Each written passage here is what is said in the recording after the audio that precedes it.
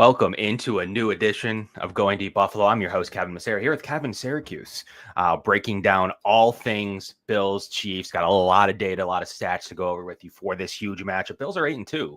They're best since the last time they were in the Super Bowl, Kevin. There's a lot to look forward to with this record. You would think they've been 8-2 before underneath Josh Allen, but they've always had that mid-season November Denver loss. Bills have not faced that yet this year, which is great, which is a different era. The Bills are winning these games where sometimes they would drop one to the Jets in the middle of the year or to Denver, as aforementioned. So there's a lot of different things going on. And as we approach the 9-0 Kansas City Chiefs coming off a field goal block victory to go undefeated themselves, lots to talk about, lots to go over, as well as a pretty convincing Colts victory, sloppy at times, but really some good data, some good stats out of that game as well to discuss. But Kevin, how you doing today? Pretty good, Kevin. How are you? I like the new background here. Yeah, thank you. You know, having a little bit of technical difficulties, but we are coming at you live on the Built-in Buffalo Network once again. And that being said, this show is brought to you by Dave Dengler and the Larson-Timko Funeral Home in Fredonia. Larson-Timko Funeral Home offering 100% fully guaranteed price and pre-arranged funeral plans with live streaming available. You can give them a call at 716-679-9000 or visit their website at larsontimkofuneralhome.com. Absolutely. There we have it. We love all of our show sponsors as well as the Summit Center. So some of the best autism care in Western New York. And shout out to our new producer working his magic behind the scene, Pat Bruckness. We're glad to have him over here, friend of the show. So we're glad to have some back of the action. So definitely upping the production value of a already really good to go show. So we really appreciate anybody smashing the like button. That would be excellent for us. We'll talk briefly. We'd like to do a brief segment on to start off with to talk about the last game. I know it's already Wednesday. We already have injury reports. We already have a lot to look forward to with Kansas City. The game, the regular season game of the year, although lots to go over with. Whatever happens, but we got to get over the hump in January, more importantly than just in November. So, Kevin, give us your recap of what you saw against Indianapolis. Taking away a road win's always tough there. The Bills haven't won there in many years. It's been a place. They don't play a ton anymore in Indianapolis, but Josh Allen's actually never won in the regular season against Indianapolis. Only the one playoff victory that they've had at home during COVID. So it was good to see Josh get that off of them. And the Bills have only now lost. The only team that the Bills haven't beaten under Josh Allen is the Philadelphia Eagles. So only one team remaining, and then the Bills themselves. So Josh Allen has only the Philadelphia Eagles to beat to actually check off every single team list already. So that's good. And then there's a possibility the Bills play the Eagles if they both finish in first place, which is conceivable that they'll face off next year to see if Josh can get that one checked off. But give us your thoughts about the Indianapolis victory 30-20, even though it was 30-13 and Joe Flacco did get a backdoor touchdown. Yeah, garbage time just to pad the stats, but the Bills won by 17 points, and that was their point differential. It was a plus 17 point differential, or at least points off of turnovers, 20 if you count the turnover on downs. And I think that the real turning point of the game was when Quentin Jefferson, the newly signed Quentin Jefferson, made a splash play with that huge fourth down sack because the score was 20-13. That gave the Bills the ball back. They went down, got a field goal, and then they eventually got one more touchdown to win by 17 points. So, like I said, they were able to force 4 turnovers and scored 17 points off of those turnovers, and that was really the difference of the game. And at this point after the game as well, I thought that Tyler Bass had another great game, and it was underrated too, because technically, if you go off the point that I just made, it wasn't a 17-point victory because of that garbage time touchdown, but they did win by 10 points, and Bass had 12 points. He was 3 for 3 on field goals, 3 for 3 on extra points, and I thought it was a very underrated game for Bass, and I really think that the game that he had the previous week and quintessentially the kick against the Dolphins, game-winning 61-yard field goal, I think that was really the confidence boost that he needed to kickstart his season. And I tweeted that Monday after the game, and Reed Ferguson, the Bills long snapper, liked it. So I got the Bills long snapper to agree with me. I would like to think that Bass is back. Yeah, I mean, he always gets better as the season goes on. Most people don't realize. So Tyler Bass field goal percentage increases as a field goal percentage as the season goes on. That's something that hasn't been talked about too much that I've seen. I tweeted it out, I think last week, about his field goal percentage as each month it progresses by at least 5%. So that's a really cool target to see. And he hasn't missed now, at least from a field goal perspective. So since they re-signed the Lucas Haversick, who now they've since released again, so you definitely have that, I would say, that autonomy going on for him, and he feels pretty safe. So ultimately, I think that Tyler Bass is back. I can trust him kicking. There are some really good kickers across the league right now, but then there's kickers missing. Look, you can't have you have a field goal program in Denver with playoff. What I don't want to say the playoffs were on the line against the Chiefs for them. Would have been commanding position for them to earn a playoff spot this year with the possibility of making that kick. And their field goal unit failed. It wasn't just quite on Lutz himself, but ultimately there's been some big misses. You got Moody in San Francisco missing multiple kicks with Deebo Samuel basically fighting him on the sideline.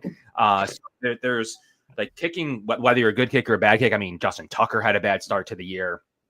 Whether you're a good kicker, medium kicker, or bad kicker, it's really tough. It's really tough. Joey Sly then went and made a bunch of field goals coming off of basically the waiver wire. So you don't really know what you're going to get with kickers. And the Bills, financially had to basically stick with Tyler Bass.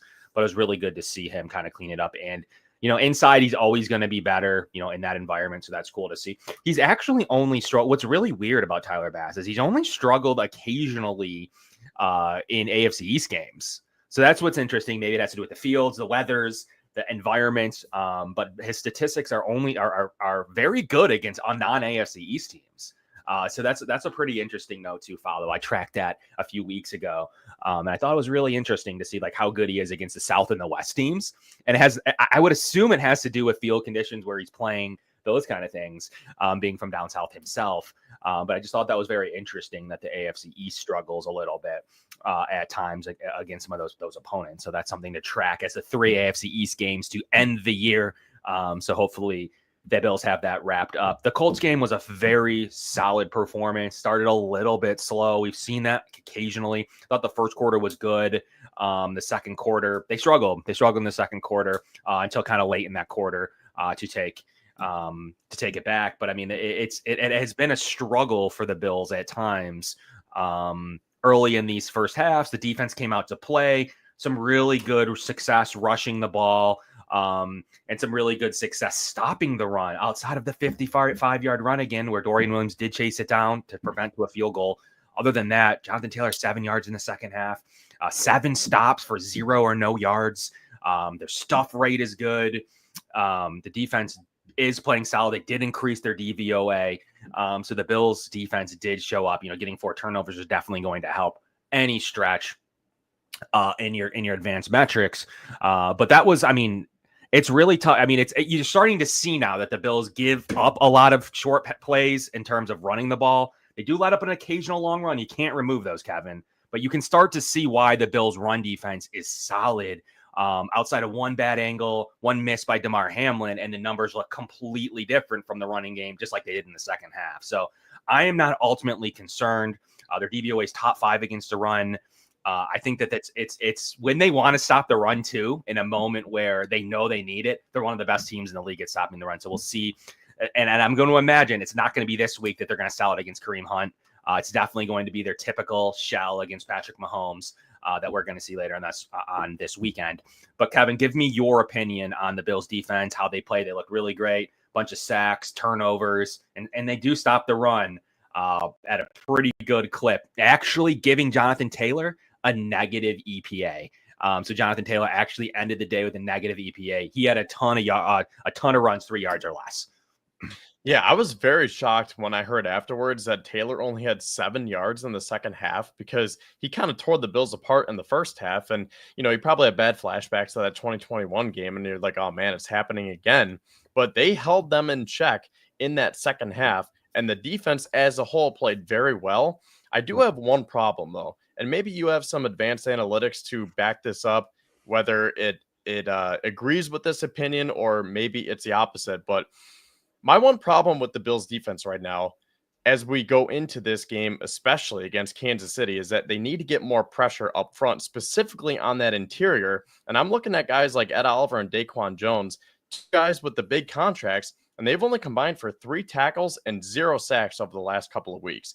Now, again, maybe you can say, well, they're winning their one-on-one battles, and maybe they're clogging up the lane for guys like Dorian Williams to step up and make the tackles. But I feel like we haven't seen those splash plays from them. And when I went on the post game with Lance Nelson on Sunday, I said, look, I'm going to give the MVP of this game because it really wasn't from the offensive perspective. I think that was a game where you could say that the defense won that game. And I had a tie between Quentin Jefferson and Austin Johnson, 2 backup defensive tackles who made game-impacting plays. Austin Johnson with his 2nd career interception, which ties Sauce Gardner, and then Quentin Jefferson, as I mentioned, coming up with that huge sack on 4th down. Jordan Phillips also made a big tackle right before that sack. So those 3 backup defensive tackles really were making those game-wrecking plays. And that's what I need to see from Oliver and Daquan moving forward, because that's been the biggest thing that's holding this team back as we get into the stretch run and in the playoffs. They don't get the pressure that they need to on guys like Patrick Mahomes and Joe Burrow. So I got to start to see it this week. Yeah, I mean, the data wouldn't support that overly in terms of Daquan Jones is actually 12th in pass rush win rate, and Ed Oliver's 15th in the league. So there's 2 top 15 players at pass rush win rate. I think where we get confused sometimes, and this happens across box scores and in general, are raw data. Like, what are the sacks look like? What do the stats look like? And sometimes it's confusing. Von Miller is a good example of this right now. He got his sacks early on, back to back, and then obviously had the suspension. But his pass rush win rate is good or better than it was pre-suspension. But he doesn't have any sacks to show for it. Actually, who's actually getting some of those box score stats per se would be like AJ Epinesa. His pass rusher win rate isn't quite as good as another's, but he's cleaning up and he's getting those. As you can see on the screen here, AJ Epinesa's pass rush win rate 6.9%, not great. He's actually cleaning up some of the production by Greg Rousseau or Von Miller or some of the interior presence that you have here. Dwan Smoot actually 6.9% too prior to his injury. Casey Tuhill's not really in there for his pass rush run rate, even though he's had sacks in the past, command and when in the Commander's jersey. But he's been a good presence for run stopping ability and what he's been able to do. But yeah, we can see on the screen Greg Rousseau and Von Miller over 16.8% each.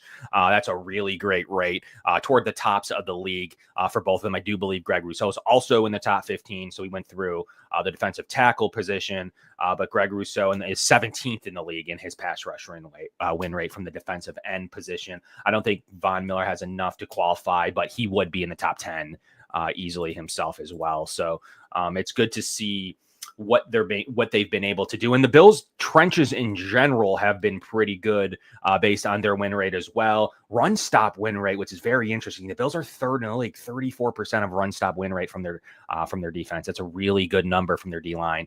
4th in pass block win rate, another good number. Obviously, that has to do with their offensive line. And then overall, as a defensive line unit, 15th. So we can actually see the pros and the highs and the lows there. Most notably with the amount of snaps that AJ Epinesa is seeing. It's kind of him that isn't winning every single rep. I'm not asking for him to win every rep. But then obviously Jordan Phillips in a small sample size has gotten it done. Ed Oliver's 12.9 and Daquan Jones is right about where you're looking to be. Quentin Jefferson's doing what he needs to do. Austin Johnson's is an extremely high right now. Dwayne Carter didn't, as far as a pass rush productivity standpoint, didn't do too much. He kind of got a little bit overrated in his time. I really like his production and what he's going to be able to do in the future. And then Eli Yanku, hasn't won a single pass rush rep this season. He hasn't played a ton, but I thought it was a little bit overblown that he should be getting the call up over Jefferson or Jordan Phillips. Obviously Eli's a run stopper.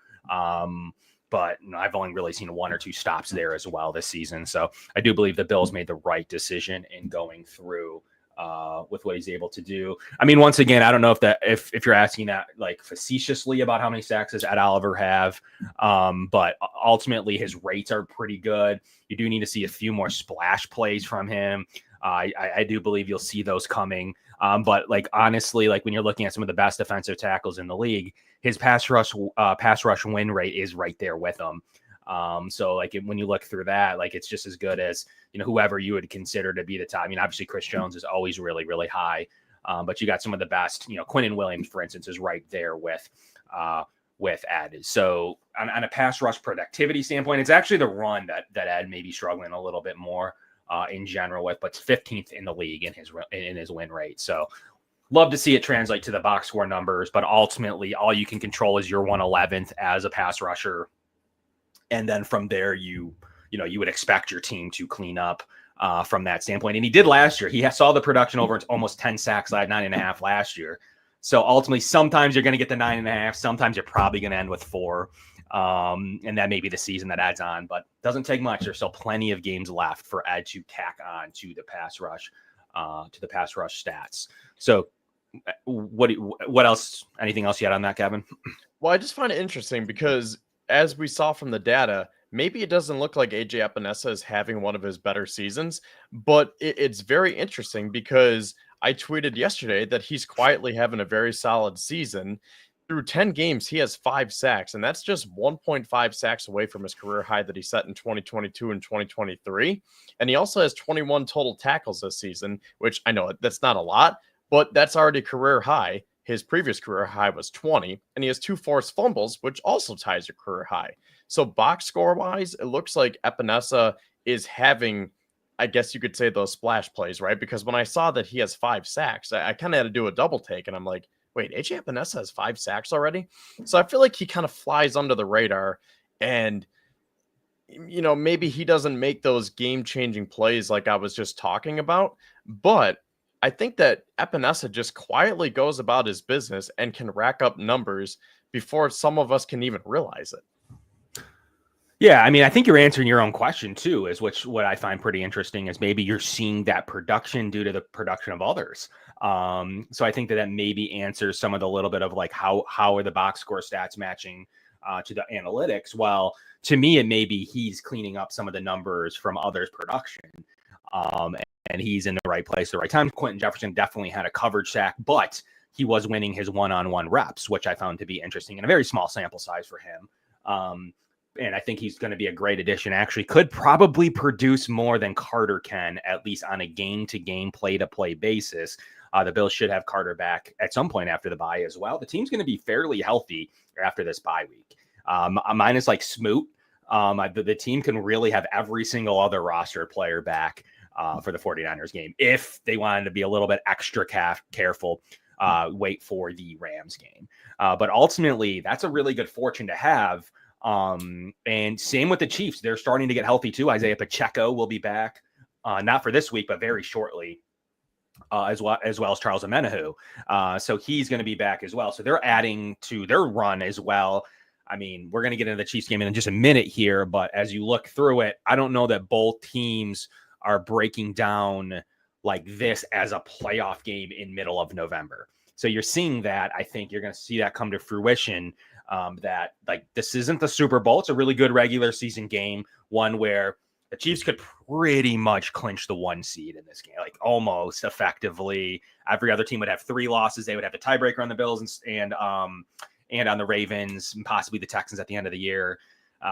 They could pretty much lock it all up, and then they're not playing for a ton if they go to 10-0 with the tiebreakers, 3-game lead plus everything in hand. It's pretty. They couldn't put themselves in a commanding position, but one that's not make or break to their season at all, as they've lost 3 consecutive years to the Bills. So it's really interesting to see that injury report start to get cleaner. The biggest decision that the Bills will have this week is you saw Amari Cooper taking jugs reps from the jugs machine. So that's going to be an interesting thing to put together for this roster. So we'll see if he's able to go. It does look like Sean McDermott was expecting to have him. So we'll see if that materializes over the next coming days of practice and practice reps. Can we talk But yeah, about Mac Hollins for a second? Because Sure. I was really impressed. I talked about some of those underrated stars in Sunday's game between Quentin Jefferson, Austin Johnson, and Tyler Bass. Yeah. I think you got to throw Mac Hollins in there too, because he had 4 receptions on 4 targets for 86 yards, right? Yep. Was that his final stat line? He had 86, and that led the Bills. Yeah, he did lead the Bills. Yep. So I've been really impressed with Mac Hollins, and actually there's an apology form going around on Twitter now. So if anyone wants to sign that, I think I still need to sign it. But I think that we did have some truth to those complaints earlier in the season because he was dropping passes. Like he just wasn't performing well. And now I think that he's settling into that role that we talked about over the last couple of weeks. And I know that Cooper and Coleman didn't play, but I feel like Hollins now realizes that this team views him as a wide receiver 4 or 5. And I feel like that's just a big mental aspect where it's like, well, I might have to step up and take on a bigger role this week, which I'm fine with, but we still have Amari Cooper and Keon Coleman as wide receivers 1 and 2. Earlier in the season, Matt Collins was a wide receiver 2 consistently lined up out wide opposite Keon Coleman. And Sure. that wasn't going to cut it. And I remember saying that too. I was like, look, like I think Matt Collins can be a very serviceable wide receiver, but you're asking him to do too much. He's not cut out to be a wide receiver 2. So now that they kind of found that better role for him, and I want to talk about Curtis Samuel too, because it seemed like there was more of an intent to get him involved. But then at the end of the game, you look in his box score, it's 4 catches for 35 yards. That's still really nothing. But I thought that there were signs of daylight there at least. I mean, what do you think about Samuel? Because I know you're not his biggest fan. No, I'm not. I think they went away from him after a sloppy route that turned into an interception. Great play by Kenny Moore, one of the best slot corners in the league. Sloppy route, needs a fight to come back for that ball. It's a play that they ran earlier in the game. Kenny Moore picked up on it. And I thought that should at least have gone for an incomplete pass. Curtis Samuel kind of just lollygagged through it. I think what's concerning about him is his separation score is a negative 0.01. Not good. And that's counter to Matt Collins, who actually leads the Bills in his separation score of almost 0.1 on every single rate that we see this season. And his win rate, Curtis Samuel's win rate on a rep-to-rep basis, just like we talked about with the defensive line, 8.7%. As comparison, Matt Collins is 12.7%. Keon Coleman's 14.6%. Amari Cooper's 13%. So Curtis Samuel's just not playing very good football at any stretch, even when he was essentially the Bills' receiver 2 on Sunday, maybe even 1 in some regards. And the Bills tried to get him involved early. Josh lost all faith in him after that interception. Don't care what anybody says. He absolutely he didn't look his way again. So, Josh probably should have recognized maybe not to go to that well there, but he's expecting a little bit more clean of a route. And it just didn't go as anticipated. Total EPA for this is the season.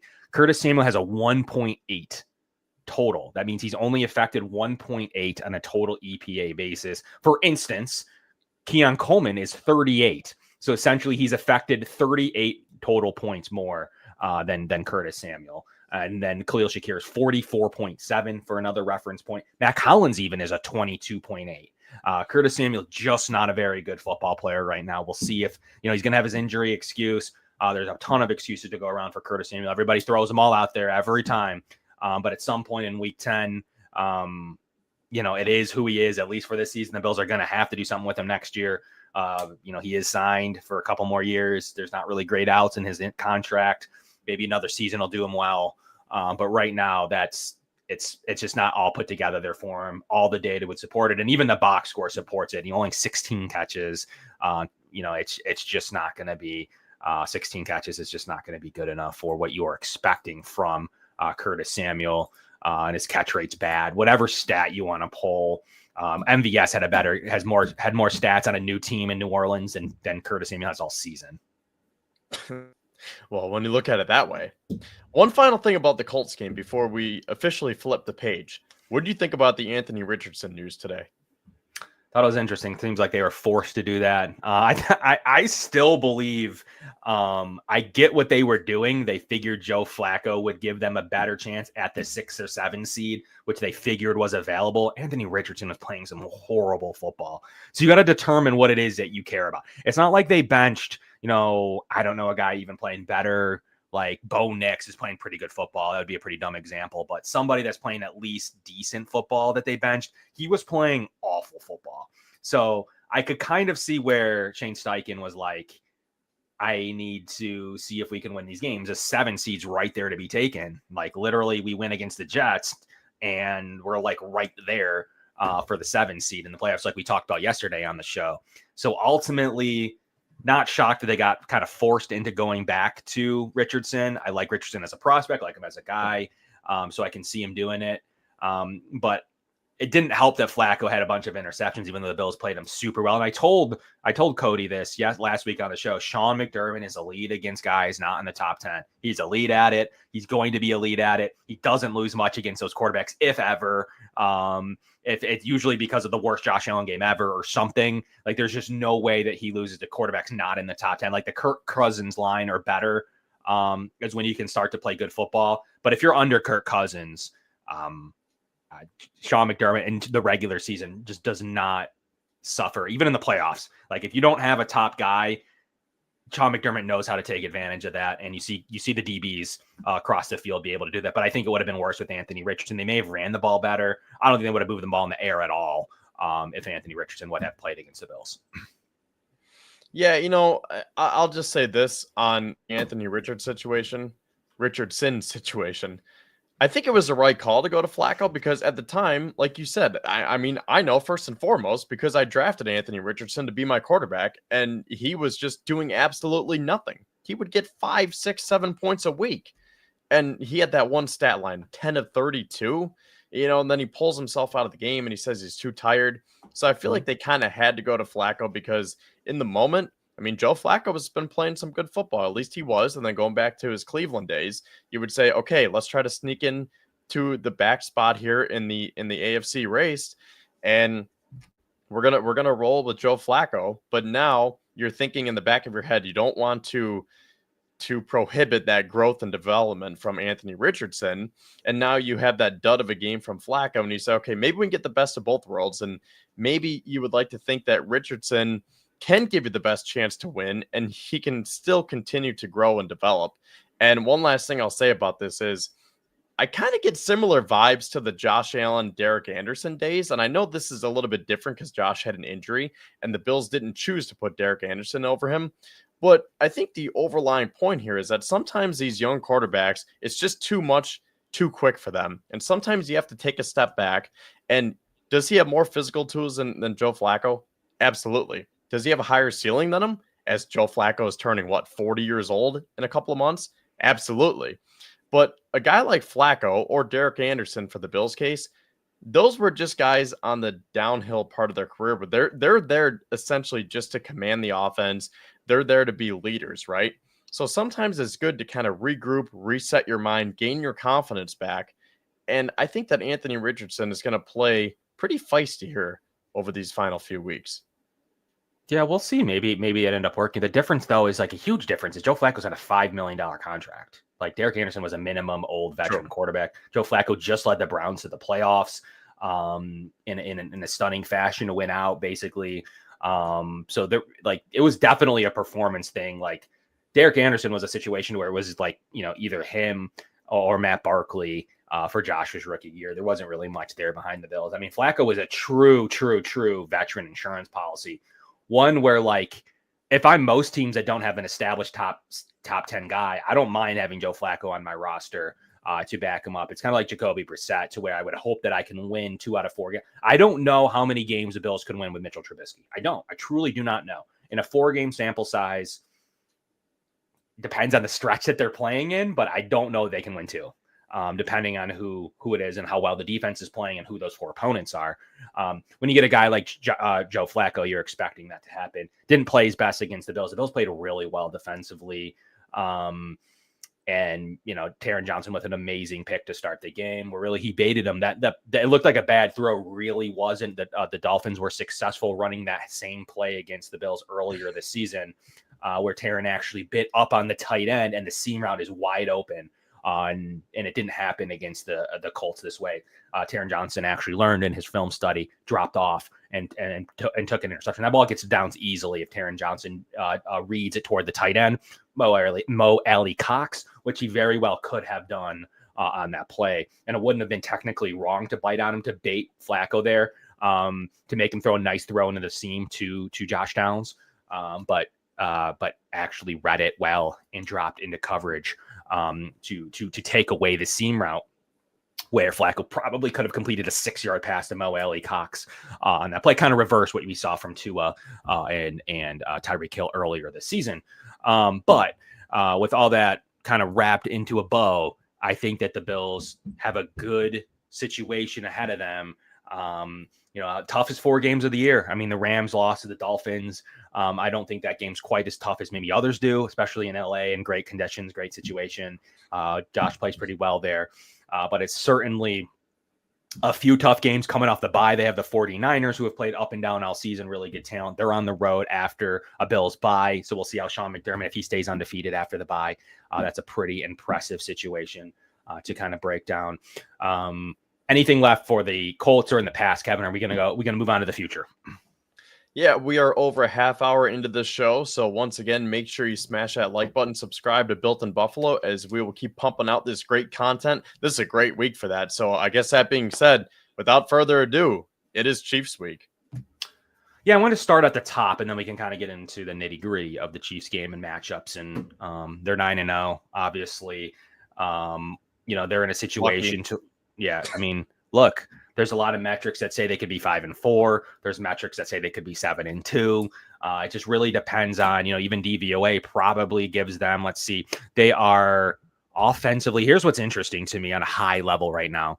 They're 4th DVOA right now, so they're not even in the top 3 for being undefeated. Is kind of strange. You look through their schedule, it's been decent. They've definitely beat the Ravens early on in the season when they had first started struggling. The Bills weren't able to accomplish that feat. So that's a fair win. That's a good win. So I definitely don't have any issues with them being able to do that. So like there's some ways you can look at this from a metric standpoint that are fairly interesting. They're very efficient on third down. There's definitely the 10th ranked offense is just something you don't see often from an analytical standpoint.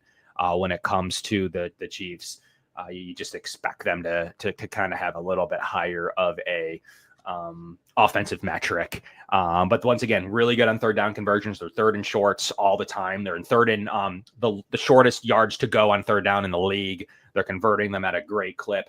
That's what they're doing well.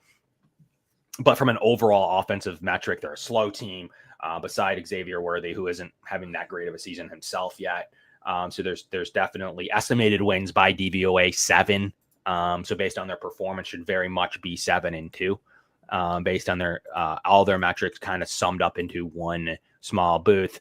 That's what makes it kind of an interesting story to tell here. And for instance, the Bills have a estimated wins of 6.8. So essentially, they're playing 1 win better, and the estimated wins for the Chiefs 7.2 out of their 9. So there's definitely some meat on the bone that would tell you. And here's a big fact: Mahomes is 100% in 1-score games right now. He is historically good in 1-score games. Right now, he's at 70%, which is the best ever in NFL history. He's at 100% now. So if you're going to give him the best ever to do it, it's 70%. Where's the regression there? There's a 30% margin there that tells me that there's 1-score losses coming at some point this season. I just buy the metrics. I buy the 70%, which is already really good in 1-score games. It's not even discounting him. That's saying he's the best ever to do it, 70%. And he's at 100% right now in 1-score games. So there's definitely 7-0 in 1-score games. So there's definitely some thing to be said. Does that 30% regression to being the best ever happen? I do believe that you'll see that this season, whether it's in division games. They don't have the world's toughest schedule coming up. So those are some more things that we'll get into shortly. But Kevin, I wanted to start off with this. Do you buy the importance of this game? I just don't know how to take this, because if the Bills win, it's hang the November banner. It's the 4 straight years in a row beating the Chiefs. It doesn't really matter. You can't do it when it matters in January. Talk to me about what is, and then if the Chiefs win, it's, who knows, they can say we're the best team ever. We're going to go undefeated. So there's so many different ways to take this, but talk to me about your personal opinion of the importance of this specific game, because the Bills' schedule is much tougher than the Chiefs in a lot of ways. Where can they even pace it to take the 1 seed? It's going to be a challenge even with a victory. Yeah, I think as much as we want or we think that the Bills need to win this game, it's not necessarily a must-win game. I see it from both sides because let's take a look from our side. Assuming that the Bills win, okay, so the Bills improved to 9-2. The 1 seed is in the mirror, or not in the mirror. It's looking ahead, right? Like you can see it coming up. And you knocked the Chiefs off. You dropped them to 9-1. And I feel like a lot of us, as much as we moved on, you still have that rotten taste in your mouth from how last season ended. And you just want to beat these guys whenever you get the opportunity. So, yeah, on one side, we're going to be feeling good on Sunday night, right? Like if the Bills can win, you're riding high. But that's not to say that the season's over or, oh my God, here it goes again. We can never beat the Chiefs. We're just going to lose in the playoffs. So I don't know. I just see it both ways, but I guess the main point is you have to beat them in January. No matter what happens, whether you win on Sunday, whether you lose on Sunday, whether it's a 1-score game, whether it's a double-digit lead, whatever the case is, it just comes down to me. You have to be able to finish the deal in January when it matters because the Bills have won the last 3 regular season matchups, but they've lost the last 3 postseason matchups. So as great as it might be that they could pull it off again, 4 straight regular season wins and, oh, take that, Mahomes. We have your number in the regular season. Well, guess what? They have our number in the postseason. So it just comes down to January for me. I don't need to keep saying like that. That's how it comes down to for me. Just I think the one thing the Bills can do to help their case is obviously, beside playing them in January, is get off of their side of the bracket. Like get this game out of the divisional round. And if you have to see the Chiefs again, make it an AFC championship game and make them get a tough game themselves prior to playing the Bills. So I think that's first and foremost, like let's try to do it everything we can. How does that helpful? That's the 2 or 3 seed. You got to stay out of the 4 seed, the 4-5 game, which could be a much better Steelers team than they saw last year in the playoffs. Very similar, but better in a lot of ways. Better quarterback play. Obviously they're going to be a little healthier with TJ Watt than they did last year in the playoffs. Or it could be even the Ravens in the 5 seed. No way you want to touch really want to touch that game. So the Bills' first goal, in my opinion, is obviously win the division. Magic number is 3. Dolphins played good. That's easily the second best team in the division. They're still very far in the rearview mirror. But at some point, you got to make sure you don't have a big lapse to where it becomes like a really realistic play by them. They have a pretty soft schedule, in my opinion, except for the Green Bay game. So just got to make sure we take care of that. Number 2 is stay out of the 4-5 game. That's what I'm going to harp on for the rest of this season. Stay out of the 4 versus 5 game, because then even if you win it against a really tough 5, the most likely scenario is you're going to Kansas City in the divisional round. So the Bills need to do everything they can that if that happens, they want to make that the AFC championship game and at least give the Chiefs a couple of games, at least one if they're the 1 seed, which is going to be decided shortly, especially if they can win. They have a 3-game lead on the 1 seed, so they're in pretty good shape for the 1 seed after this weekend. If they win, if they don't, they'll be fighting with the Bills all season for that 1 seed jockeying. But other than that, if they're in the 1 seed, at least give them a super tough game against maybe the Ravens and see what happens, right? So ultimately, all you can do is control your path, and paths to success in anything, especially sports. Look at the NCAA bracket. Who gets upset in front of you is as realistic of a path as any.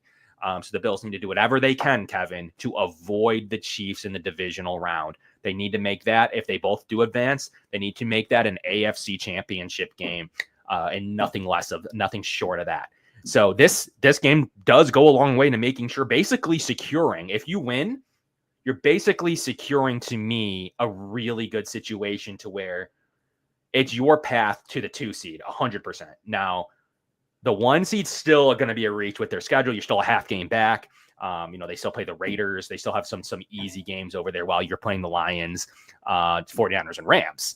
So, you're going to have a tough. They got the Texans, which they're better than, and then they have obviously the Steelers, which they're better than, but their defense could give them really big problems as well. So that'll be an interesting game.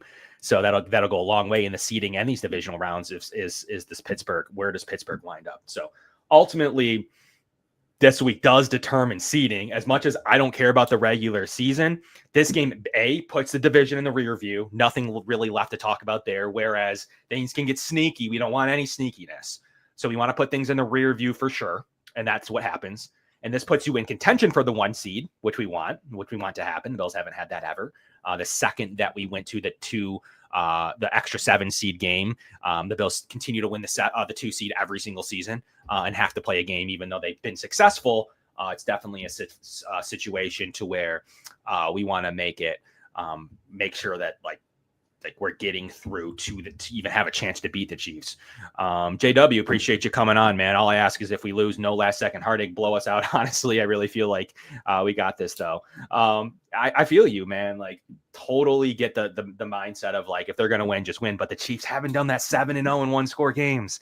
They've gotten lucky with field goal blocks, no toes out of bounds, no calls in the Falcons game, false starts, the list goes on of ways that have broken for them, and good teams win those games. Good teams. There's a lot of good film on how that the Chiefs blocked that field goal. They overloaded a side and made it happen. It just doesn't seem to me like the Bills would ever win on a blocked field goal. But they're a good team. The Bills are a great regular season football team to the point where like maybe they would someday because of how well that the Bills are coached. I know that's that's a controversial take. But honestly, they've played a lot of 1-score games. And so had the Colts. I anticipate this one being a 1-score game. And how about the Bills, Kevin? Here's a good stat for you. Bills have only lost 2 home games since 2020, since the end of 2020. Like, really? Isn't that crazy? Only 2? I feel like there've been more. I mean, okay, so Denver last year is the first one that comes to mind. Denver last year, that's one. And then, yeah, I guess it's kind of been far and few between. What was the other one? So the middle of 2021, they've lost 2 games at home. So since the win game, which they lost, at Philadelphia, New England in the wind, and that was the middle of 2021, roughly around this time of year, somewhere around there, 3 years ago. Since then, they've only lost 2. Yeah, and one of them was the Denver game, and the other one was 2022 would have been They weren't undefeated at home. Who did they lose to in 2022? It's Cincinnati. Or wait, what year did they lose? That was Cincinnati? On the road. That was last year, but that was on the road. Yeah, and that was on the road. Yeah, that was on the road. Either way, they're 22-2 in that stretch at home. Wow. And one being a missed field goal / too many men on the field performance to go ahead and do that. So. Hey, Pat, if you could look that up, we'd appreciate it because now it's going to bother me. I mean, they did lose to Cincinnati in 2022, but that was the playoffs. Yes. Yeah, that was the playoffs. But in the regular season, and then obviously they lost to the Chiefs last year, but in the regular season, they're very good at home, getting it done in every single performance since then, since the win game. Oh, Vikings. Yes. Thank you, Pat. Yep, the Vikings, and that was a miracle itself. A Justin Jefferson miracle to a fumble on the goal line by the Bills. Josh Allen and a QB sneak. He hasn't fumbled since, knock on wood, in a QB sneak situation. 2 crazy games that they needed. Both 1-score games, JW. So ultimately, I'm sorry, it's going to be a 1-score game as much as blowouts either way would be nice for the mindset. But I think we're going to get a 1-score game in this one. The league wants a good game. I think these officials are going to do their best. The Chiefs are 5-0 with this official, though. Bills are 3-2. So, right? Yes. Yep. So I do think that, but they do throw less penalties. So if anything, they're going to let things go. That'll be frustrating. It's not going to be the things they call. It may be the things they don't call in this one that are just going to frustrate you. But ultimately, they're probably going to want the players to determine it on the field. It's never a bad mindset. Like, hey, look, don't call anything then. If you're not going to call anything, don't call anything. I don't want any pass interferences one way. I don't want any holdings one way. Did you see this stat, though? I thought this was interesting. Really quick to wrap up the Colts. 100% of the wrong calls went against the Bills last weekend. Did you see that at the official breakdown? Yeah. The official breakdown, they had a 45 score out of 100, this official crew against the Colts. And the 6th biggest call, I don't know if it's the 6th biggest calls went against the Bills, whether it was called or not called. Against the one Bills. Where Josh was getting punched in the head. Yep, the one that he actually clearly slid and got hit in the helmet as well. They didn't call that. There was a holding on Epinesa on the touchdown run, holding on Epinesa on their on their original opening drive. Maybe it was the Goodson touchdown actually. Yeah. There was holding on that play, very clearly missed on Epinesa. There was a couple of really big time misses. And yeah, I was reading through the breakdown, their score. I didn't even know they scored them, but I found the score thread. They got a 45.3, I believe it was. And I was laughing at it. I generally will get on the refs for the most part, but the Bills are just so much better than the Colts, in my opinion, at this stage where I wasn't too frustrated in that game. But it was a mess. I thought that was interesting though, that they have had that kind of success. The Bills pre-snap penalty, that was the other one. They called Spencer Brown on a false start. That wasn't a false start. Like, they literally broke it down. That was like, there's no way you can call this a false start, or you're calling 50% of plays a false start. And didn't he get fined today for unsportsmanlike conduct? Because I saw that Ryan Fitzpatrick and Andrew Whitworth said that they were going to pay the fine for him. I missed that. On what? Unsportsmanlike conduct for what? I didn't see what he even did. Was it the one that he got the penalty when he was taunting in the end zone? I would assume so. Yeah. I didn't notice that he even got fined for that. I hope they fine Danga Dengbo for his punching multiple throws. Like, I get he's trying to punch the ball, like no doubt about it, but like, you can't throw haymakers and land a couple of them. I was trying to get the ball. Well, of course you were trying to get the ball, but you can't throw haymakers. Like, it's not you just can't do that. Should have been a 15-yard penalty in that situation, but whatever. But it was the false start, actually. That was a big one they called on Spencer Brown, where they were like, the breakdown was like, yeah, no, there's no false start here. There's no reason that you would make that call. When the Bills are going up against the false start king himself, the right tackle of the Kansas City Chiefs. So who's gotten less flags than the Bills? So they've been really good pre-snap. They don't get any penalties called against them. It's frustrating people. They're a really well-coached team. But Juwan Taylor is just historically known for his false starts. And one cost them 2 weeks ago now that they didn't call the false start. It was clearly a false start prior to the play. Everyone's like, well, you get a couple of seconds like you do in a delay game. You do not, as a right tackle, get a couple of seconds prior to stand up and start to block, like we saw from him in last week's W at the end in overtime against Tampa Bay. So that's the other one. Yeah, I forgot about that. Throw that in the mix of their one score wins. The no false start call against Tampa Bay when Baker was balling, and they got the ball first again, and they didn't have to give it to Tampa Bay. I would like to see that rule change, by the way. If you're going to do it in overtime, I would 100% like to see both teams be able to touch the ball in the regular season. I really think that should be a change as well. I think it's really stupid. I think it's a really dumb, regardless of who wins, even if the Bills win, it's a dumb way to do it. Both teams need to be able to have their quarterback touch the ball, whether it's, I don't care if it's Anthony Richardson or Baker or Josh, like somebody, you should be able to touch the ball in the regular season as well. And here we go. So we brought it up. Appreciate that. It looks like, yeah, I mean, it was from that, Kevin. It would have been from that taunting that was protecting his quarterback. Yep. Yeah, and that was kind of a Bush League penalty to begin with, and they find him on top of it. So shout out to Fitz and to Whitworth for trying to do good with this poor situation. And thank you, Pat, for pulling that up. That's why it pays to have a producer. It makes things so much easier. So appreciate you, Pat. Make sure you guys, Pat. Yes, make sure you guys follow him at Pat_Bruckness, as he will continue to help us create some content here.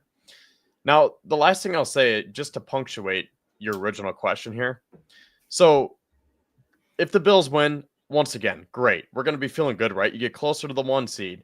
You have a better chance of earning the 2 seed. You're that much closer to clinching the division already, and you can be the team that knocks the Chiefs off their throne, at least in the regular season.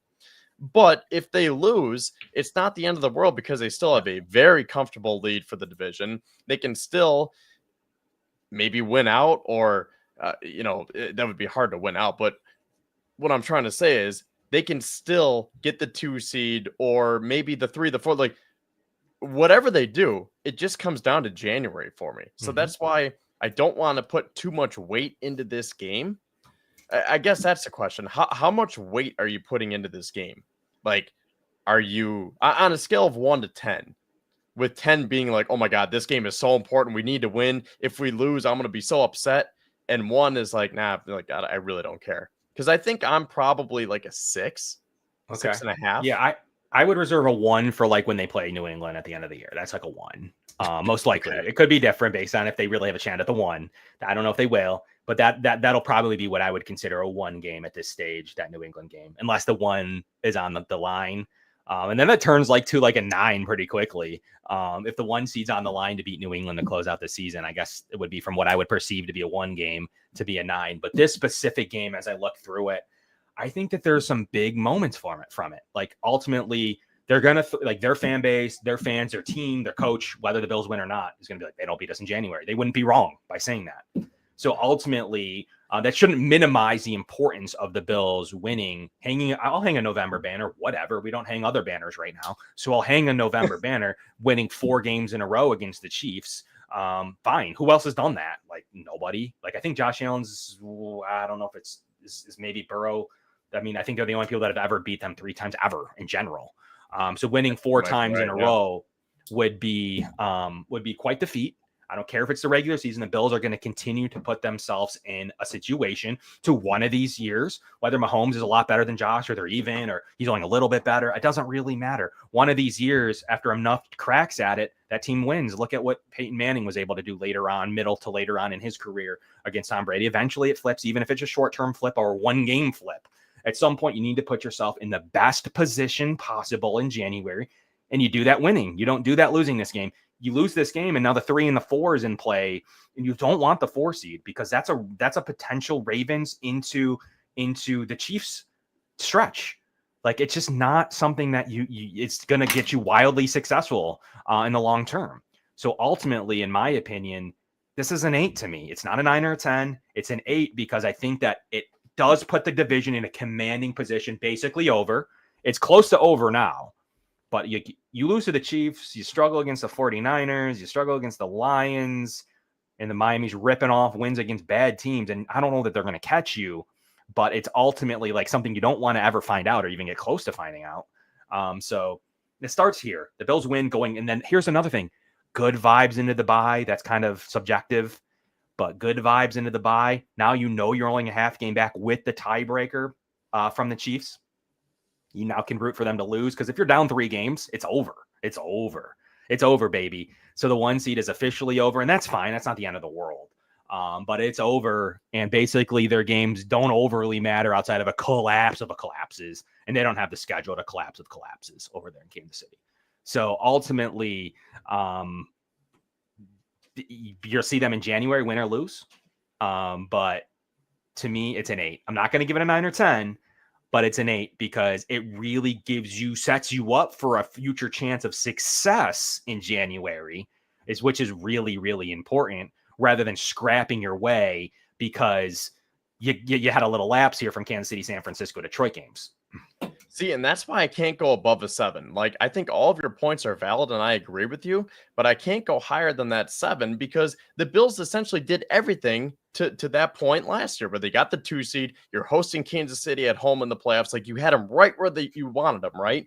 Kansas City had a down year. You thought it was finally your time, and the Bills still found a way to blow it. Or Kansas City found a way to win, however you look at it. But that's why I just can't put that much weight into this game, because I feel like the Bills could do whatever they want in the regular season, and it only takes one stupid mistake, one drop pass, one missed kick to totally derail everything in late January. Give yourself the best opportunity so that this time when you're playing, you're not playing with Tyrell Dodson, who just got cut out of the blue, and a guy off of his RV.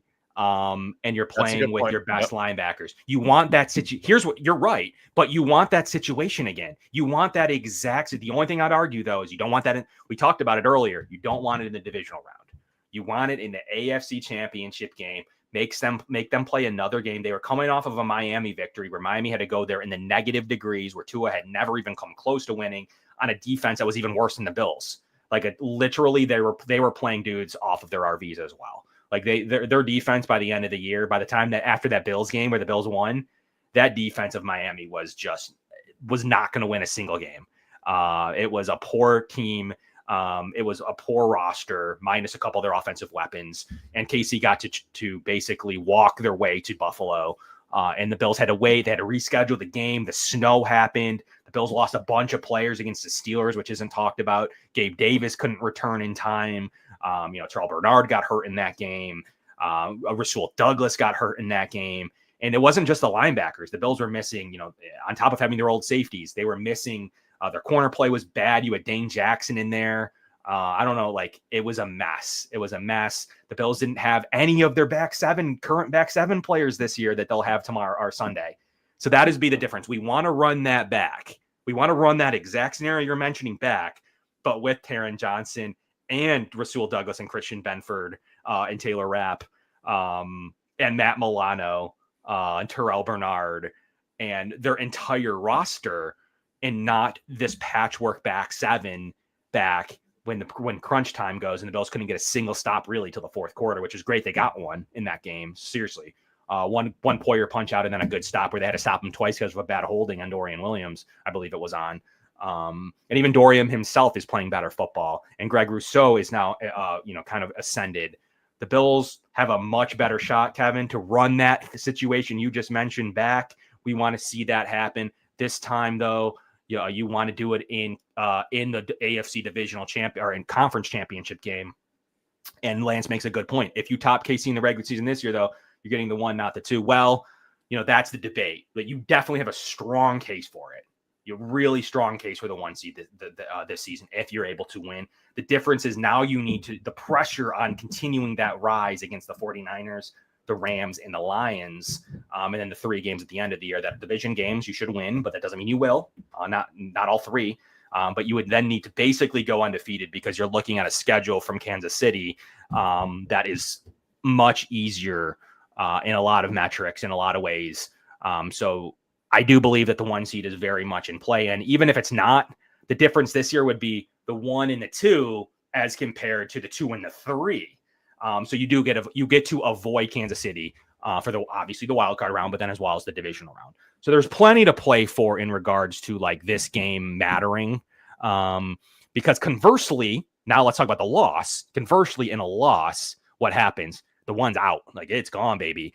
And now you're in a fight to make sure you're not in the 4 seed because that is not where you want to be.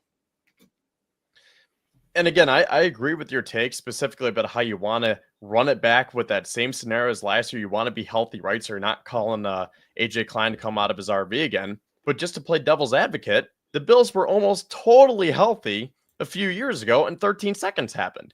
Josh Allen played the game of his life. They did everything they possibly could, and they still found a way to lose. So that's why, as much as I want to say, yeah, run it back, we want to give ourselves the best opportunity possible. There's still that part of me that says, I don't care. Just get it done in January. I could care less what happens in November and December because all I care about is January and February. I think what's interesting, too, is you had a blunder of epic proportions in 13 seconds where the Bills felt like they called a squib kick that would have ran some time off the clock. It didn't get called into Tyler Bass. Whoever you want to blame in that scenario is up to you. You want to blame the coach, you want to blame the special teams coordinator. It doesn't really matter. You want to blame Leslie Frazier for his defense. He has, since admitted that it was him calling the plays and there's no bad blood between him and Sean McDermott, as we saw from the articles. The Bills actually wanted to keep Leslie Frazier. He was the one that wanted to move on. But ultimately, you're right. But I don't know that's what I mean, though. Keep running it back. Ultimately, 13 seconds, bad defensive performance with no defensive players. I actually thought the Bills played pretty well last year. I mean, Mahomes.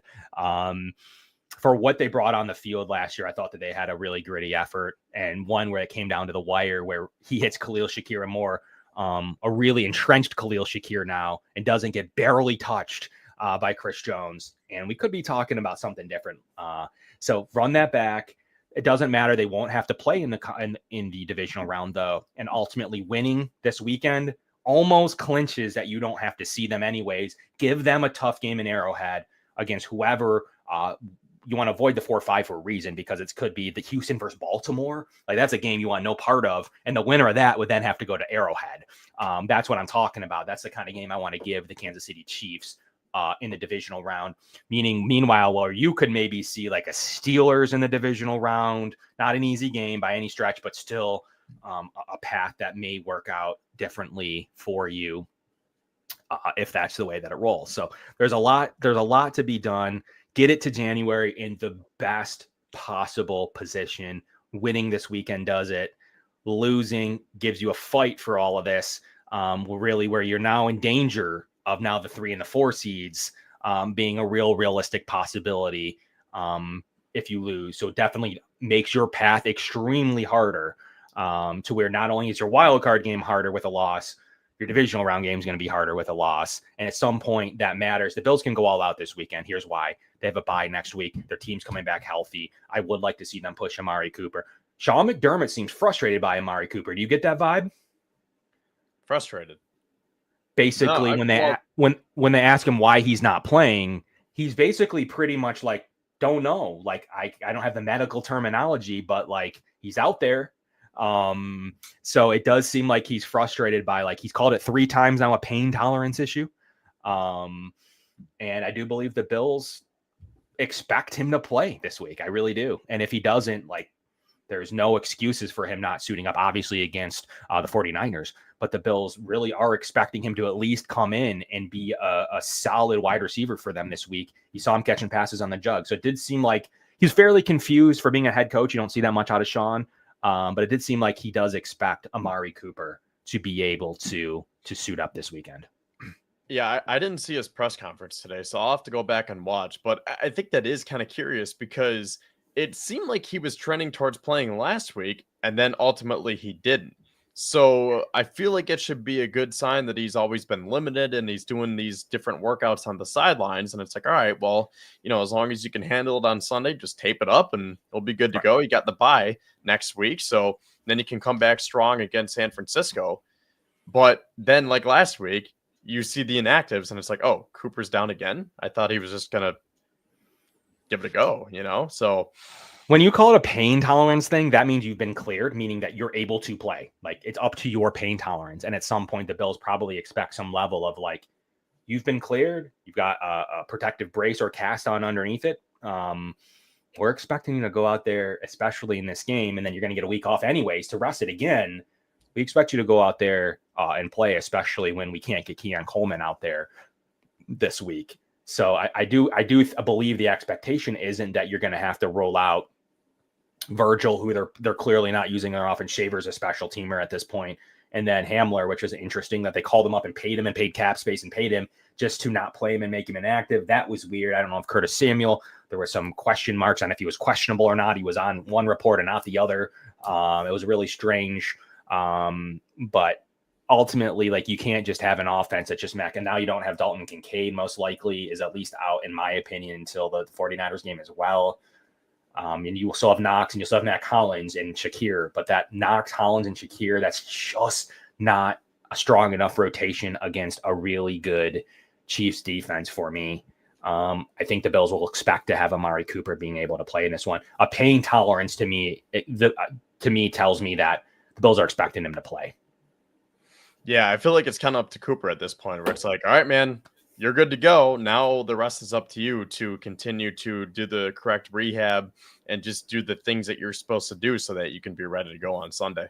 Absolutely. So I do think that the Bills, the expectation is, and especially with the rest, that you can rest it even further, is that he's able to go now that you're down Coleman and Kincaid.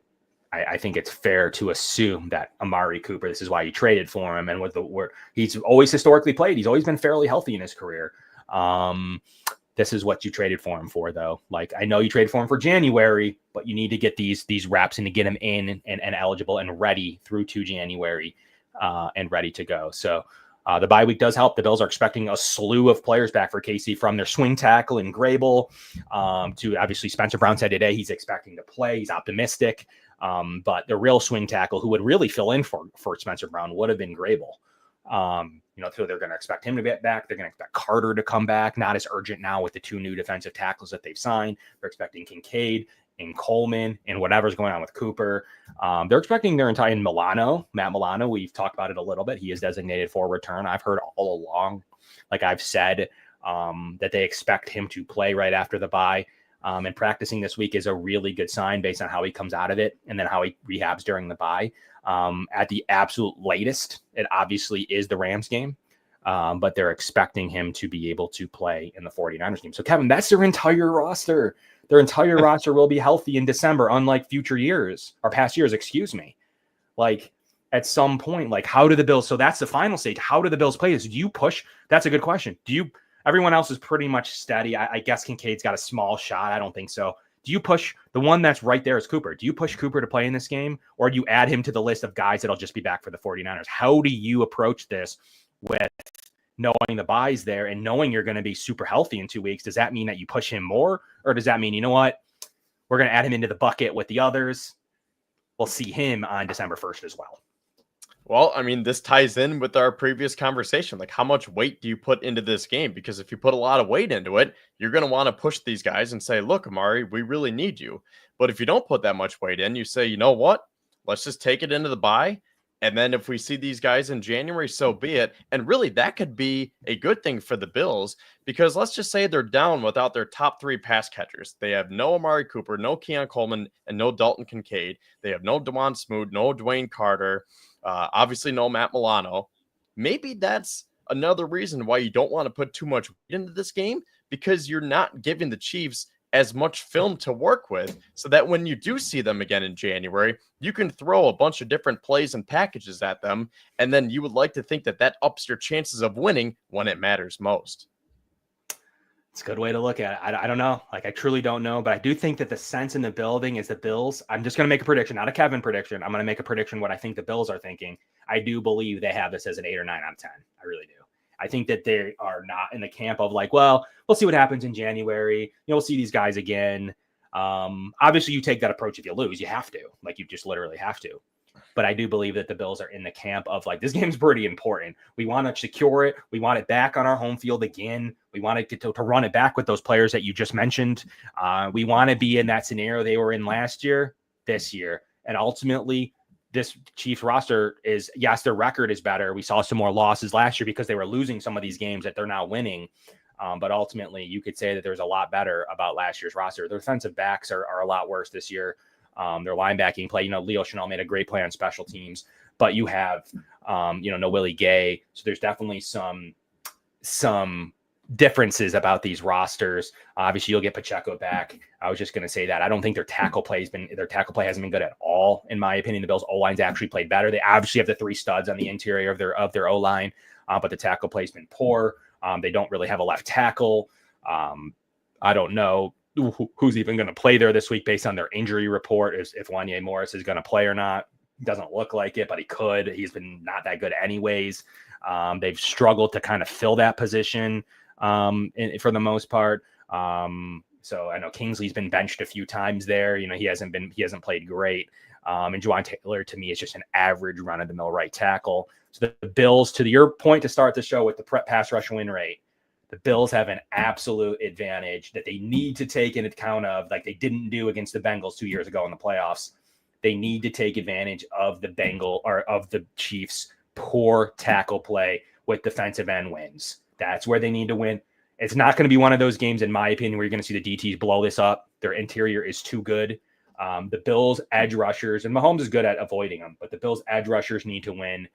The Broncos put some havoc on the Chiefs last week, in my opinion, when they were home, holding the Chiefs to 16 points and really putting in some really good performance. Mahomes got sacked 4 times in that game. Jonathan Cooper got a sack. Zach Allen got a sack. Nick Benito and John Franklin Myers all got sacks on Patrick Mahomes last week. So that is a situation to where you need to go all in to attack those tackles. I do think that's a very winnable decision for the Bills. But kind of to answer my own question, I believe the Bills are considering this of high importance, because it really does wonders for everything come January. And that's what the Bills are trying to get over the hump of to get to February. And this is the game that gets you to that February game by virtue of seeding, by easier bracket, potentially by resting more players, not ever having to worry about the division. So many different little factors that do add up. Yeah, so that being said, do you want to construct the game plan for about 10 minutes or so, and then we'll bring Pat on, we'll give our final score predictions, and that'll wrap it up for Yeah, this week? that sounds good. All right, let's do it. What is the Bills' keys to victory? What do the Bills need to do? We kind of talked about it, and just I guess I talked about it right there a little bit. But what are some keys to the Bills' victory, and what do they need to do to take away an abnormally slow Chiefs team?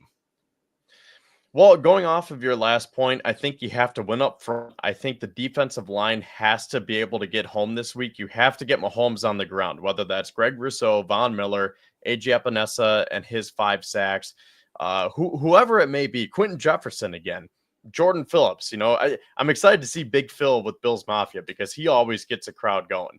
So I don't care who it is, you just got to get home.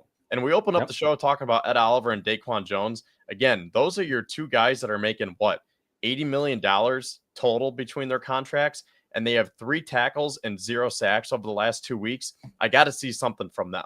So that is my main game plan on defense, because we know it's Patrick Mahomes, it's Josh Allen. Both defense are probably going to play a 2 high cover shell, and is probably going to be bend but don't break, where it's like, all right, Kareem Hunt, you can have your 5 to 7 rushing yards, but we're going to tighten up in the end. And the Chiefs will get their yards, just like the Bills will. So I think that's what it comes down to me for the defense. You just have to be able to win up front and get pressure on Mahomes. That being said, for the offense, I don't need to speak on Josh Allen too much, because I think we know what Allen's going to bring to the table. He seems to rise to the occasion when the lights are brightest. So I'm not too worried about Josh. The point that I want to make about the offense, though, is Joe Brady is still sticking with those 1st and 10 runs. I don't know how many times he did it on Sunday, but there were a lot of times when it was 1st and 10, hand off to James Cook, hand off to James Cook, hand off to James Cook. The Chiefs are going to pick up on that. Steve Spagnuolo is very smart, and that defense is just very, very good in general. And I know it works for the Bills, where Cook can rip off, as I just mentioned with Kareem Hunt. Cook can do the same thing, go for 5 to 7 yards. But I think you need to mix it up, because you're not even seeing like the pitches or the sweeps or the counters. It's usually just a draw right up the middle. And I think it's going to run its course. So I think that is what I want to see from this Bills offense. Just try to mix it up a little bit. And we talked about the pass catchers that the Bills could potentially be without, between Coleman, Kincaid, and Cooper. Going off of my point with James Cook, how about we see the running backs in the passing game? How about we see a little bit more Ray Davis? I know you're not a big Curtis Samuel fan, but maybe just something more that'll throw the Chiefs off. Possibly what's interesting to kind of break that point down. 29 series started so for the Bills last week against the Colts. So 29 1st and 10s. 20 of them started with a rush, 80% success rate. 9 of them, of the 29, started with a pass, 55% success rate. The problem is Brady's going to go to the well and tell you, my data supports an 80% success rate. Conversely, that for the Colts, let's right. I know it's Joe Flacco, 28 series, so 28 1st and 10s. 17 started with a pass and 11 started with a rush. So at some point, when you have the shell coverages that Spagnuolo is going to throw you, it's all about the coverage they see is what dictates this, at least what Josh Allen would tell you if he was on here with us as the third person. And hey, maybe we can do that. If he sees a 2 high shell and he's seeing 80% success rates, he's going to run it. I mean, it's frustrating at times. I actually have a bigger problem with 2nd down runs. That's one I never want to see a 2nd down run unless it's, I don't even want to see a second. The Bills do tend to run 2nd and 2, 2nd and 1 when you can take a shot. The Bills are all about getting a new set of 1st downs. That is how they play offense. The Bills want another 1st and 10. They don't care how they get it. They want it, and they want it as quickly as possible. So that is their mentality. That is the Joe Brady mentality. I don't know. I don't have the data in front of me to see how Brian Daboll was on those situations. I could go back and look. But at least for Joe Brady, his philosophy is get a new 1st and 10. 80% success rate, 20 out of 29 drives started with a rush. The Bills are feeling like that's the best way to get a 1st and 10. And they're gonna ride that out. Into the sunset when it comes to it. A 0.18 success rate in general, an EPA per play running the ball last week on a per play basis. Really good from a running perspective. It's really tough to affect games with running the ball. For instance, everybody's favorite Jonathan Taylor, negative 0.15 running the ball last week in totality, and a negative 0.13 as a team. Running the ball for the Colts last week. Very ineffective running the ball. So the Bills to have basically a 0.2, meaning 0.2 yards, 0.2 points over expectation every time they run the ball is a very big number from a rush standpoint. They're very successful at it. So when it comes down to the game plan, for me specifically, the tackles of the Kansas City Chiefs, play coverage, put everything in front of you. They're very successful at converting first downs. Don't get frustrated when Mahomes converts first downs. It's what he does historically, and they do it at a really good clip this year. Get them behind the sticks. Those success rates, the reason I bring up the third down and fourth down success rate for the Bills on rush defense, then we need to see that, and we need to see that often because they're going to be in situations where they're going to have easy conversions. So the Bills need to come up big there, and we need to see those 7 stops that the Bills saw last week with 0 yards or less running the ball. The Bills need to put them behind the sticks. That is how you get out in front of the Kansas City Chiefs and make them struggle. They had a very struggling performance against the Broncos, doing the same thing. Kareem Hunt, 14 carries for 35 yards last week, was not very good and not very effective. Kareem Hunt was more effective out of the backfield. Travis Kelce seems to always pick it up toward the end of the year than how he starts. Hopkins has obviously been a pretty good addition for them so far in his performances, most notably against that Tampa Bay game, but still continued to keep it up with his 4 catches for 56 yards last week. But I don't ever have a worry against the Chiefs receivers since they've had Tyreek Hill. The Bills are going to have to be solid there in the first place. So that is just keep everything in front of you, get them in third and longs, get them in at least in third and mediums, and hope to get them off the field and get them out of their third down rate. That has been so successful for them. 7 for 16 this week, and that's not even that great against the Broncos, but it is even in a bad performance, they're still converting first downs. You need to make sure that they're behind the sticks early and often in that game, because their defense is probably going to show up. And they definitely have some vulnerabilities on the boundary. Bills need to attack their weak cornerbacks, in my opinion. They've been swapping since Jalen Watson went down. They've been looking for a boundary corner, and they've been trying a couple of different things. So that's why it's so important. Jamari Connors, their nickel corner right now, is a converted safety in the mold of that he's going to be on Khalil Shakir. Trent McDuffie's probably going to see the receiver one. So Mac Hollins may have a very winnable matchup against a Christian Roland Wallace, who's been starting there lately as their boundary corner. We definitely need the third weapon of the Bills to come forward. And this would be a good game to do so. Nick Bolton's a really good linebacker, isn't overly great in coverage. Leo Chenal's more their coverage guy. Drew Tranquil hasn't been good himself from the linebacker position. They don't really get a ton, in my opinion, from their edges in this game. It's not going to be one that's going to break the bank. That's why they went and traded for Josh Uche. Karlaftis is pretty good himself, but they haven't had much else beside that. And obviously they have Chris Jones from the interior. So couple of good interior players, but not a ton on that front seven that's overly scary, at least. Bills have a winnable game, Kevin. It's funny to say, but they need to go out and dominate, and they need to put them behind the sticks and show that 22 for 24 at home actually is a thing. Outside of 2 epic losses that needed some crazy scenarios, the Bills have been pretty good at home. Yeah, and that being said, the final thing that I'll say before we bring Pat on, I know this is going to sound simple, but don't beat yourself, right? Like, just play your game, do everything right, and hopefully that bodes well for you, because the Chiefs are 7-0 in 1-score games this year, and obviously they're 2-0 in double-digit or in 2-score games plus. But the Chiefs know how to finish games, and credit to them. As lucky as they may be, they are a good team, because good teams know how to finish those teams off. And a lot of the times, the Chiefs, specifically in the playoffs, have been able to beat the Bills in those 1-score games. And I feel like a lot of that has been because the Bills have beat themselves. So you got to make your kicks, catch all your passes, run the right routes. Sean McDermott can't have any mental lapses with his clock manager or game management. No turnovers. You got to win the turnover battle. So again, Kansas City is a very good team, but I think my overall takeaway here is play your game, do everything to the best of your ability, and just do not beat yourself. And I think that the Bills will be okay. Only 19 sacks the Chiefs have toward the bottom of the league. That's another thing to remember. So just as I mentioned, obviously Chris Jones a game record. I like Karlaftis, but they don't have a ton there going after the passer. Josh Allen doesn't get sacked a lot. Anyways, the 2 sacks that he was credited with for 0 yards, basically runs that they caught him on, that they called sacks. So ultimately, like, we can't have that affecting the game at all in this one.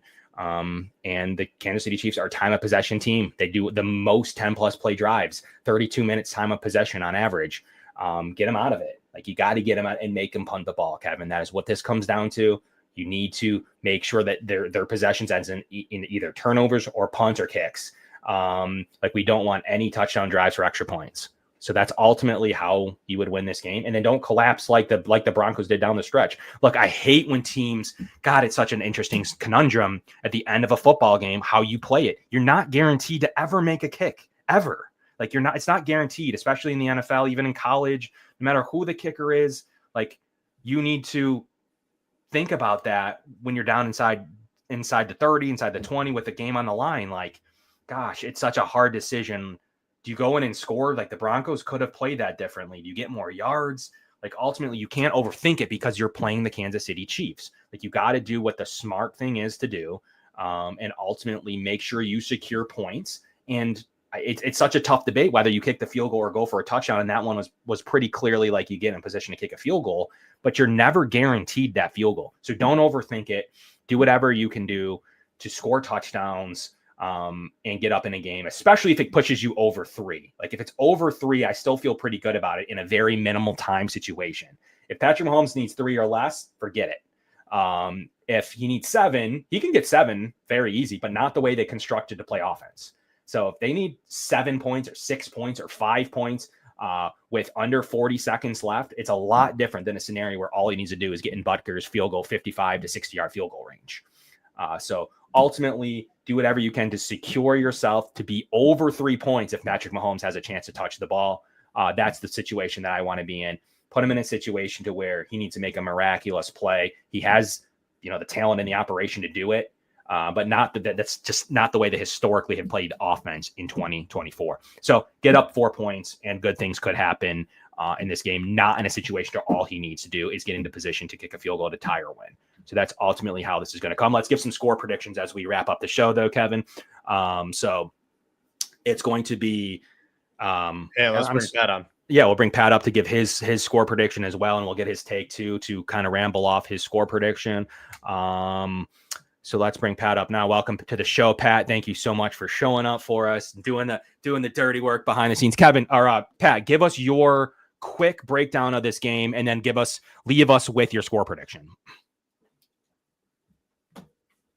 Oh, hang on, I think he's muted. Oh, I was muted.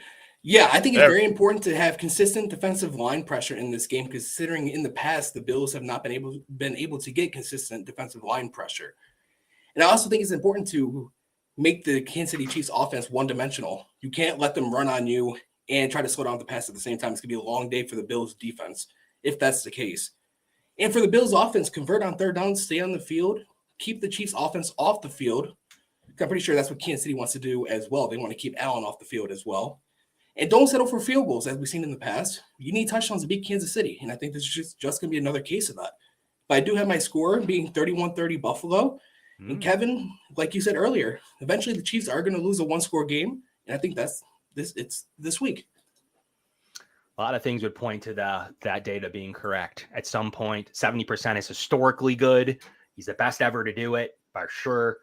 100% is unsustainable. And at some point, like maybe they're a little bit better this year because of the progression they've had. But to go 10-0 in one-score games this season, not likely. But it is Mahomes. He's done crazier things than just that. Kevin, what do you got for us this week?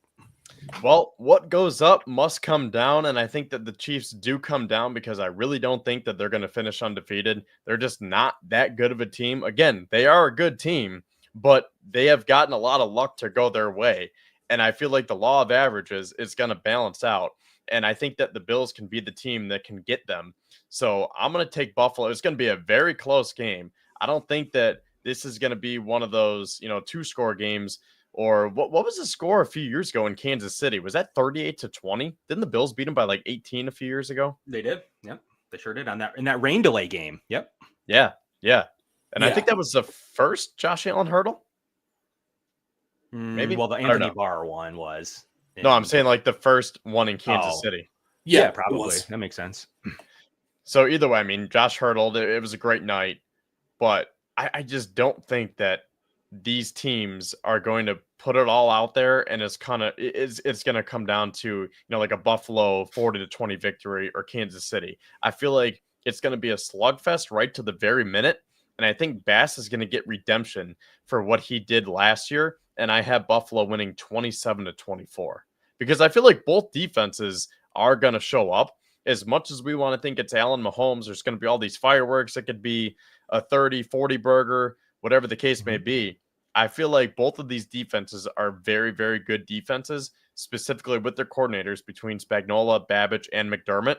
And these teams have seen each other so much. I feel like it's going to be cat and mouse for a little bit where they're going to be trying to feel each other out.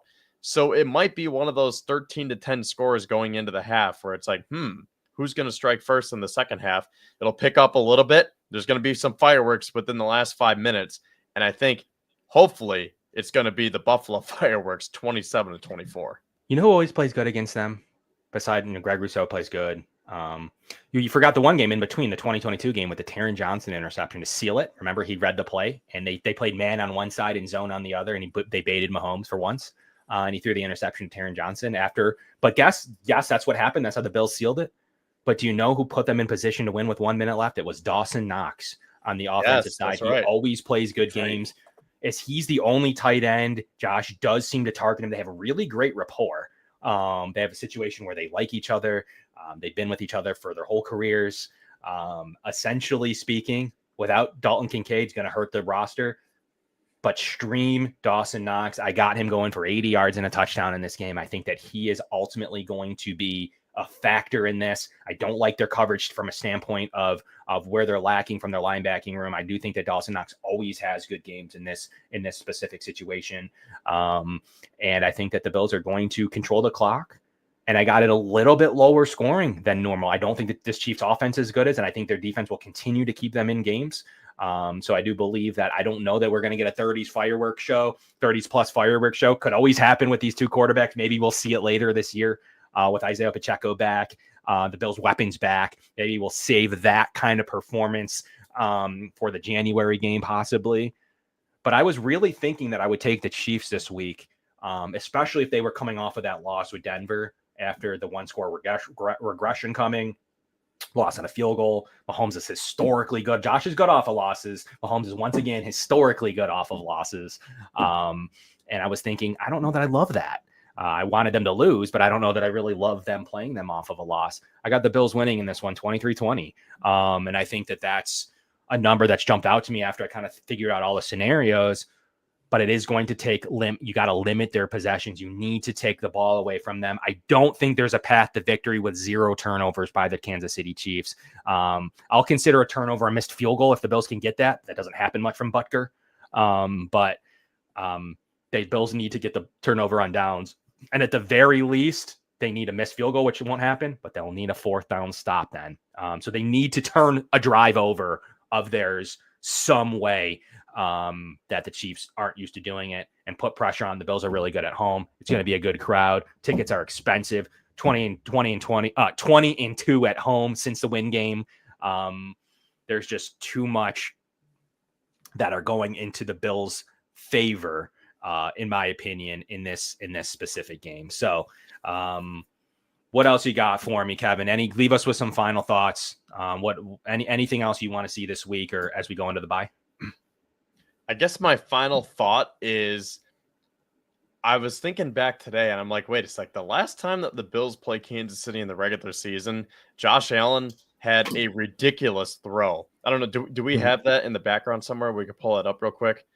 But if you look at the screenshot of that or the video of it, that was just insane. That 22-yard pass to Latavius Murray, of all people. He was 0.2 yards away from the sideline when he completed that pass. And I know that the Bills ended up punting, but then they forced the Chiefs to punt, and then they went down and scored.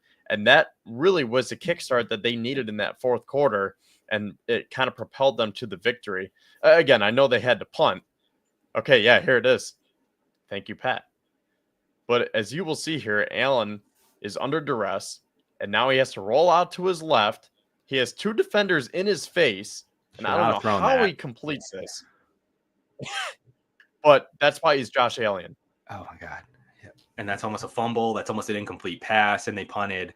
But ultimately, you're going to get one of those plays or those type of environment in this situation here from Josh Allen. And at home, I just hope that the Bills are going to be talked. If they win or if they're able to win, they're going to be talked about as probably now close to a Super Bowl favorite.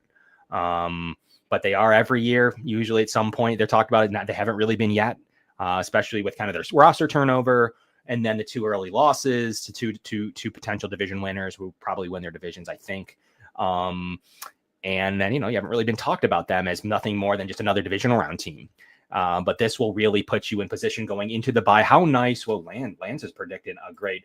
You can always throw your score predictions in the comments or leave one below. If you're watching this on demand, we really appreciate. Once again, we really appreciate not only the Summit Center, but Larson-Timko and Dave Dengler, as well as Monster Energy for sponsoring the entire brand. So we really appreciate throwing your score predictions in.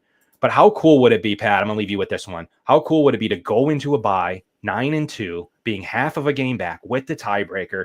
AFC East now is in check as long as you take this victory. If you take this victory, the AFC East is donezo, is kaput. What are your thoughts as knowing that that's a realistic possibility? You get to spend an entire bye week right before Thanksgiving watching football, knowing the Bills have a really inside track to the 1 and the 2 at the worst. No, yeah, it would be awesome to go 9-2 into the bye, especially with Sean McDermott being good coming out of the bye, having a chance to be 10-2, which I don't know if that'll be the best start to a Bills season. Probably, but close to ever. It probably is. So it'll be really nice to be 9-2 going into the bye. And with the Chiefs playing a team like Pittsburgh, who can play scrappy as well. And they also play Houston down the stretch as well. So that could potentially be a loss for Kansas City. Then we would have the tiebreaker over Kansas City. Then we have the first round bye. It would be awesome. There you have it. I don't think 91 would be the last time they've been 9-2. So a couple years earlier than this current streak. So we'll see. Super Bowl years. Yep. Super Bowl years. You're playing Super Bowl year football. The only difference was, yes, Dan Marino, but you did not have a Patrick Mahomes to worry about during those stretches, at least a combination like the Chiefs have had. You didn't have a quarterback that had won 3 Super Bowls, 2 in a row, going for a three-peat. There's some uncanny differences. The NFC was better, though. Truthfully, the NFC was way better in the early 90s than it is today. It's not as good today as it was then. There's definitely room to be said that the AFC winner definitely has a strong chance, in my opinion, to win the Super Bowl based on the Detroit Lions of all teams. They have a say in that, but not a ton else to me, in my opinion. The NFC West is traditionally good and has struggled. The NFC East is traditionally good, has drastically struggled, minus Philadelphia. Nice looking year from Jaden Daniels, but that's going to be tough for them to keep everything going. But ultimately, in my opinion, nothing going on, obviously, as usual in the NFC South. It is an NFC to be beaten for whichever one of these AFC teams, in my opinion, can come out of it. And truthfully, it starts here, guys. I know it's not a 10 out of 10 game. We can argue if it's a 7 or 8. Where do you put it, Pat, on a 10? Where do you put this game on your scale? I'll put it about an 8 out of 10. It's a pretty important game, especially with, like we saw last year, we had a few key players get hurt in the wild card game. So if we have a chance to get the 1 seed, I'm all for it. I think it's very important to have the first round bye. Yeah, with how well Baltimore played last year, the 1 seed was really never in play. At least the regular season Ravens, it was never in play. Wasn't really even in play for the Chiefs. That's how good the Ravens really played for the most part of the regular season. So this year, either the Chiefs got this with commanding, convincing fashion, and they can rest their players pretty easily down the stretch, or the Bills are going to put a ton of pressure on this Chiefs team. That's another underrated benefit. The pressure now that the Chiefs have to be perfect as you approach the rest of the season. But Pat, thank you so much as always for your help going forward. Pat will be our producer on as we've made that announcement start November 1st. Kevin, as always, we'll be back at you during a bye week. We'll see what kind of bye week stuff we have to talk about. Hopefully it's a victory.